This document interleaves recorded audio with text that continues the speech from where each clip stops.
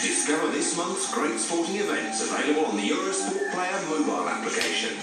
Towards the line, I hope there are no more red cards held up because they can't afford to lose contact with the ground too visibly. Undoubtedly these walkers lose contact with the ground on a regular basis, but it's a case of whether or not you're trying to maintain contact with the ground, whether or not the officials can spot it clearly that decides whether or not the card is held out for you. Lashman over, look at the way the legs are flowing past each other. Sprint towards the line, I hope there are no more red cards held up because they can't afford to lose contact with the ground too visibly. It's undoubtedly these walkers lose contact with the ground on a regular basis. This late in the race, when they're this tired, when they're under this much pressure.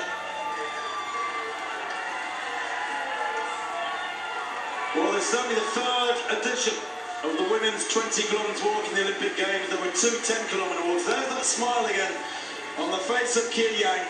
She's just 21 years old. She's a youngster too. She's improved a minute over the last year. And now Lashmanova knows that the line is a few hundred metres away, down the mile. Well, this is so dramatic. The taller of the two Russians, 19 years old, closing with every stride. And of course, she's got a target. Psychologically, so much easier when you've got somebody within reach. And she's going to be on her shoulder within seconds. And Kanaskina, powerless to do anything about it, it would seem, as Lashmanova now tries to maintain the closing of that gap. The crowd roar them on. This area of the mile alongside the course is the ticketed area. That's where the youngster who defeated her back in her home city. She was terribly shocked, was Kanaskina, by that defeat in that race walking cup. And the line is in sight now, and Kanaskina's going to lose it here. Lashmanova, I should say, more fairly, is going to win it. She's done everything that could possibly have been asked, as Olga Kanaskina.